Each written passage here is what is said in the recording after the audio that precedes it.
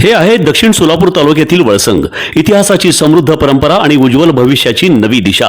प्रगतशील आणि वेगाने विकसित होणारे गाव वळसंग. कुरनूर धरणाच्या सानिध्यात निसर्गरम्य वातावरणात वसलेले वळसंग सोलापूर पासून फक्त 12 ते 15 मिनिटे, अक्कलकोट पासून फक्त 12 ते 15 मिनिटे आणि रेनगर पासून केवळ 7 ते 8 मिनिटे अंतरावर सोलापूर अक्कलकोट महामार्गावरील उड्डाण पूल आणि वेगवान महामार्गाच्या थेट संपर्कात असलेले वळसंग.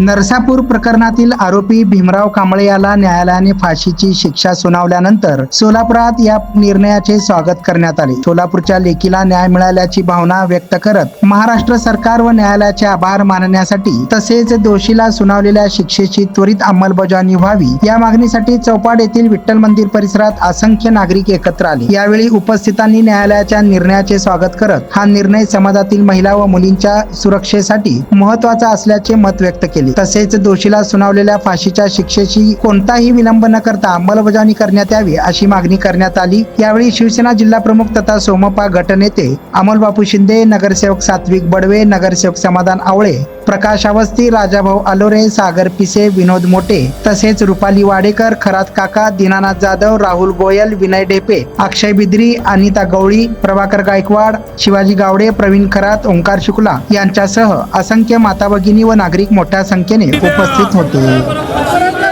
फाशी द्या, फाशी द्या, फाशी द्या, फाशी द्या, फाशी द्या. महिलांवर अत्याचार करणाऱ्या अशा नराधमांना फाशी झालीच पाहिजे. महिलांवर बालिकेवर अत्याचार करणाऱ्या नराधमांना भविष्यात अशा पद्धतीनं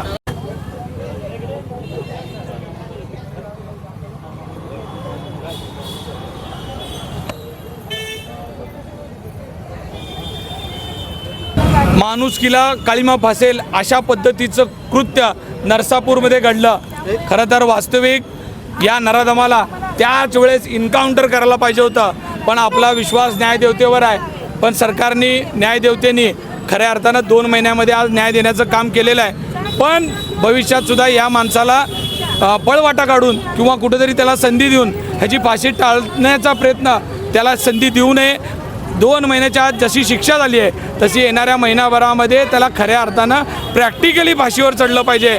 आणि हे नुसतं नरसापूरच्याच प्रकरणात नाही तर या महाराष्ट्रात जिथं जिथं अशा चिमुकलीवर, महिलांवर अमानुष पद्धतीचा अत्याचार होईल तिथं फास्टॅग कोर्टामध्ये 90 दिवसाच्या आत सरकारने तसं धोरण तयार करावं, तसा नियम करून विधानसभामध्ये. आणि ह्याच्यामुळं ह्याच्या भविष्यातसुद्धा अशा गोष्टी होणार नाही त्याची काळजी घेतली पाहिजे. नरसापूर येथील हत्या आणि बलात्कार प्रकरणी आरोपीला जे आज निकाल दिला आहे त्याबद्दल आम्ही खरं आभारी आहोत. सोलापूरच्या चिमुकलेला न्याय मिळालेला आहे, पण प्रत्यक्ष त्याची जोपर्यंत अंमलबजावणी होत नाही तोपर्यंत आम्हाला समाधान मिळणार नाही. खरं तर आम्ही फडणवीस सरकार असो, न्यायदेवता असो, त्यांच्या सर्वांच्या आम्ही ऋणी आहोत. खूप छान निकाल दिलेला आहे, 2 महिन्यात निकाल मिळालेला आहे. पण प्रत्यक्षात त्या माणसाला जोपर्यंत फाशी मिळत नाही असं भर चौकात त्याला लटकावा की पुन्हा कोणी हे असलं कृत्य करणार नाही. प्रत्येकाच्या मनात ते कृत्य करण्या अगोदर तर घटना आठवेल अशा प्रकारची त्याला फाशी द्या. पूर्वी शिवाजी महाराजांच्या काळात कसं शिक्षा दिला जातो त्यांना तसं शिक्षा द्या. तशा प्रकारे त्याला मृत्यू द्या. कारण त्याला लहान चिमुडीचा जीव जाताना तिला किती वेदना झाल्या असतील ना, तसं त्याला वेदना झाल्या पाहिजेत. अशा प्रकारे त्याला शिक्षा द्यावी हीच आमची विनंती आहे. तरी एक शिक्षा बघावं जेणेकरून की पुढं असं कोण मनात जरी विचार आणलं तरीही त्यांना ती शिक्षा आठवावी. आणि कुठल्याही स्त्रीकडे बघताना असं आठवावं त्यांना. अशी फाशीची शिक्षापेक्षा जास्त कठोर शिक्षा द्यायला पाहिजे. आणि ज्या दिवशी फाशीवर लटकवाल ना त्याच दिवशी खरं हा निर्णय न्याय मिळेल. एका लहान लेकराचं जीव कसं झाला असेल आणि त्या 9 महिने त्या आईचं जीव कसं झाला असेल, त्यापेक्षा जास्त शिक्षा त्याला कळा तेवढ्या सहन करायला पाहिजे जेवढ्या त्या आईने सहन केलंय. त्या आईचं जीव कसं होत असेल. आता खरं न्याय आपल्याला वाटते, पण त्या आईचं जीव त्या लहान बाळ मिळेल का तिला परत? खरं न्याय मिळेल का तिला? तिचं लहान बाळ मिळेल का परत? तिने किती सहन केले, किती काळा सहन करून ते लेकरू जन्मायला घातले. ह्या फाशीची शिक्षापेक्षा जास्त कठोर कुठली तरी शिक्षा बघायला पाहिजे असं आम्हाला वाटते. ही फाशी शिक्षापेक्षा कुठली तरी शिक्षा आणि अशा आज जो चिमुकलीला न्याय मिळाला आहे, न्यायदेवतेने न्याय दिला, त्या न्यायदेवतेला आम्ही त्यांचे ऋणी आहोत.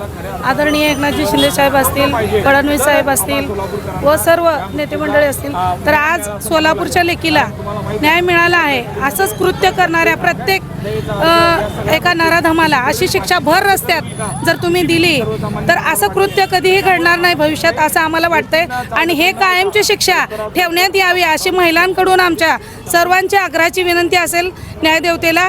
आणि आम्हाला न्याय मिळेल अशी आम्ही अपेक्षा करतो आणि त्यांना भर रस्त्यामध्ये फाशीची शिक्षा देण्यात यावी. महामार्गावरून थेट वळसंगला सोलापूर अक्कलकोट गुलबर्गा महामार्ग, मोहोळ मंद्रुप वळसंग रिंग रूट, मुंबई पुणे हैदराबाद महामार्ग आणि सुरत चेन्नई ग्रीनफील्ड एक्सप्रेस अशा एकापेक्षा जास्त महामार्गाने वेढलेले गाव म्हणजे आपलं वळसंग. वळसंग हे आता महाराष्ट्राच्या नकाशावर नव्या विकासाचे केंद्र बनले आहे. वळसंगमध्ये आहेत प्रसिद्ध मंदिरे, सोलार हब, टोलनाका, जवळच आहे कुरनूर धरणाचे ताजे पाणी आणि निसर्ग सौंदर्य आणि विविध ठिकाणी आकर्षक हॉटेल्स व ढाबे सुद्धा.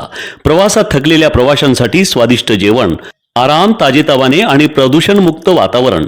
वळसंग हे केवळ गाव नाही, एक उत्कृष्ट थांबा आहे, एक संधी आहे, एक भविष्य आहे. वळसंग ऐतिहासिक वारसा, आधुनिक कनेक्टिव्हिटी आणि उद्याच्या विकासाची हमी. सोलापूर जिल्ह्याचा अभिमान आणि महाराष्ट्राचा गौरव. वळसंग.